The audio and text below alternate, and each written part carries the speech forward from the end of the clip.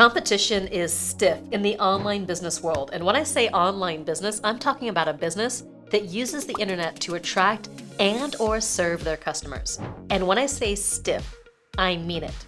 29% of all business is currently conducted online, and that number will only continue to grow and grow and grow. But don't let that deter you, because you've got the unique experience, expertise, and knowledge that no one else has to build the business of your dreams. In other words, you have what it takes to transform lives and win the game of business. Much like in a video game, there are many levels to unlock to build a successful online business. And sometimes you need a cheat code to separate yourself from the competition. That's why in this video, I'm giving you a cheat code. The 7 legal requirements to set up your online business for success. Because so many of your competitors are setting up their businesses wrong, which equals a golden opportunity for you. In case you're tuning into my channel for the first time, hi there. I'm Marisa Murgatroyd, and I've coached and supported tens of thousands of entrepreneurs, from side hustlers to 7-figure empires, on how to grow your online business. And I'm here to help you succeed too. Think of each legal requirement I'm about to share as a way of leveling up your business, much like you'd move up levels in a video game until you're ultimately victorious. Now here's the harsh truth. If you choose to ignore these legal requirements, it could end up being game over for your business down the line. Before we dive into the legal requirements, go ahead and smash that subscribe button, because I've got a lot more valuable videos like this one coming up. The first level to making sure your business is legally sound is naming your business. No matter how you've landed on your fantastic business idea, you need a name, something you can shout from the online rooftops. Before you officially decide on a name, just make sure it passes the 3-second test. This means you want your name to grab attention fast and keep it. Follow this simple 3-step formula. Number 1, grab their attention. Number 2, tell them what it is. And number 3, tell them why they should care. I learned this lesson the hard way. Back in 2010, I named my first group coaching program, Build Your Site, Launch Your Business. And it wasn't very successful. Clearly, I didn't know anything about choosing a compelling name or designing a logo, lol. So make sure you run your name past this 3-step formula. You want your name to quickly grab their attention, tell them what it is in as few words as possible, and tell them why they should care. Once you've landed on your impossible to resist name, make sure it's not taken. Start by hunting the name down in every corner of the internet. Much like hunting ducks in the old school duck hunt game that was popular when I was a kid, way back in the day. Start by Googling your name, search the US Patent and Trademark Office website or equivalent in your country. Then do a deep dive into all the social media channels that you think you'll ever possibly be on. The goal here is to make sure that the name you want for your business is actually available. I'm sure you're familiar with Snapchat, right? Yep, this Snapchat. Well, you might not know that when it launched back in 2011, it was called Peekaboo. Yep, not kidding. The 3-man founding team faced a challenge that almost derailed their brand new business. They discovered that the name Peekaboo was already trademarked by a photo book company. So to avoid any trademark infringement headaches, the founders rebranded to Snapchat. This ended up working out for them as they caught the issue early enough, and I think Snapchat is a much better name. But the company did lose a whole year of business as they had to spend that time rebranding. But so many founders aren't this lucky. They don't realize their name is taken until after they've spent way too much of their time, effort, and money into building their brand. You don't want to make this mistake. Now, once you've verified your business name is available, you'll want to claim your name online. Create a Facebook page and YouTube channel, grab those Instagram and TikTok handles, and most importantly, register your website domain. Now that you've found the perfect name for your business, you're going to want to lock that name down. This is where registering as a DBA comes into play, which is level 2. DBA stands for Doing Business As, and it's like planting your flag when you conquer a level in your favorite video game. Here's why it's super important. Imagine you've started branding. You bought your domain and you're all set to launch. But hold up, what if someone else swoops in and registers that name? Suddenly, they've got the rights and your perfect launch just turned into a branding nightmare. Registering as a DBA in your state puts a protective bubble around your business name in that region, at least until you're ready to level up to an LLC or a corporation. You've landed on a killer name, but here's the twist. You're not selling anything yet. Enter the intent to use trademark application.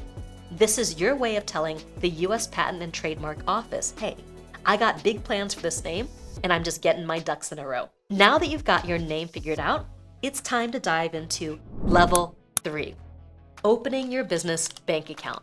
This is really important because this is how you're going to keep track of all your business expenses and any income you may earn. Now, I get if you feel intimidated. Walking into a bank and opening a business account is intimidating.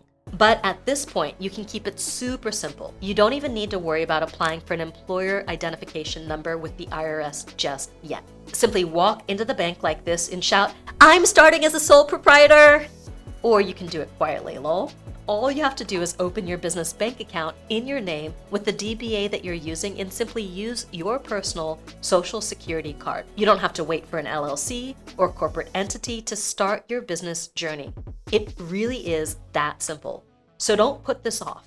Level 4 is incorporating your business. This is your next big move. Think of it kind of like gaining an extra life in your favorite game. Let me illustrate this with a quick scenario. You've launched your online course. You're not just dabbling anymore, you're making actual money. Students are logging on, they're going through your modules, they're finishing your course, you've validated your idea. Yup! And now it's time to protect and formalize everything you've built. Why incorporate?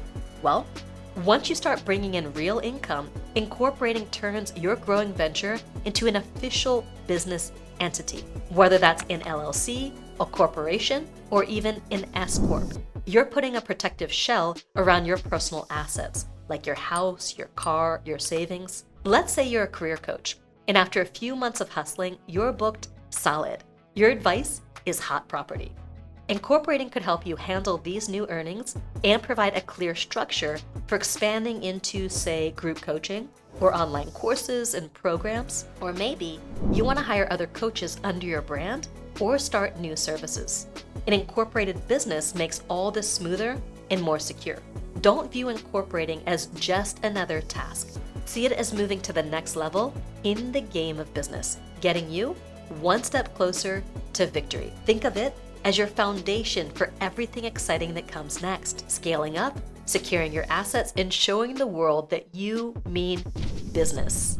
Want a huge shortcut to incorporating and setting up your online business successfully? We give members of our year-long business coaching program Momentum a bonus Set Up Your Legal Entity package, including a free 45-minute to 1-hour strategy session around asset protection, tax savings, and business credit development, lifetime support from a business advisor, a comprehensive review of the different types of business entities and the best entity structure for your specific situation, tax strategies to positively impact your bottom line, and an introduction to business credit and how to shift personal lines of credit to your business. If you're interested in learning more about Momentum and all the other business building resources you'll get, I've dropped the link below to schedule your no-pressure call with the program specialist. I can't wait for you to learn more.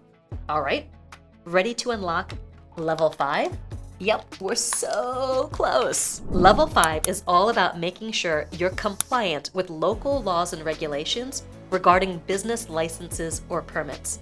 Depending on where you are in the US, your state, city, or county might require you to obtain what's known as a privilege license, a general business license, or some other type of official permission. In many places, if you're running your business from home, it's particularly important to register with your local tax authority or other relevant agencies. This isn't just about following the rules, it's about ensuring that you have the right to operate your business legally in that area. If you skip this level, you could face significant penalties or even be forced to shut down. Take the time to check with your local government offices to see what specific licenses or registrations you need to keep your business running smoothly and legally. All right, you've made it to level 6. ensuring all your contracts are properly set up. This is critical, especially if you're going to work with clients, hire contractors, or operate any online sales. Let's break down contracts. If you're bringing on clients, it's essential to have a clear and detailed client contract in place. This outlines the scope of work, payment terms, and other critical details that protect both you and your clients. If you plan to hire freelancers or contractors, you'll need specific contracts for them too. These should clarify their roles, responsibilities, and the terms of their engagement. Now, for those selling courses or digital products, it's crucial to have robust terms and conditions on your website, along with a privacy policy. These documents help manage customer expectations and protect your business legally. If you're setting up a membership platform, having a solid membership contract is an absolute must. This should detail the membership levels, benefits, and cancellation policies. While setting up these legal protections might seem daunting, it's not only essential, but also affordable. Consider investing in a general liability policy or an umbrella policy. These typically cost less than $1,000 a year, definitely worth it for your peace of mind and legal security. Congratulations, you've reached the final level, level 7. Hiring so you can profit. Start with an executive assistant to help you out with the day-to-day operations of your business so you can focus on the bigger picture stuff. Depending on your needs, this can be a virtual assistant who might work different hours than you, but you can assign necessary tasks and wake up to them done, yeah. Or if you need someone to help you in person, you can look locally. Having someone to take a lot of those admin tasks off your plate will free you up to focus on putting the growth levers that you need to grow and scale your online business. Depending on your needs, virtual or in person, you'll want to do some research around the typical pay scale, tasks, and experience so you hire the right person. You also want to consider, as this person grows and scales along with you, opportunities for them to move up in your company. There you have it, the 7 legal requirements to win the game of business. Don't skip any of these if you want to succeed. Let's do a quick recap. First, you need to come up with a name for your business. Next, you want to protect that name by registering for a DBA.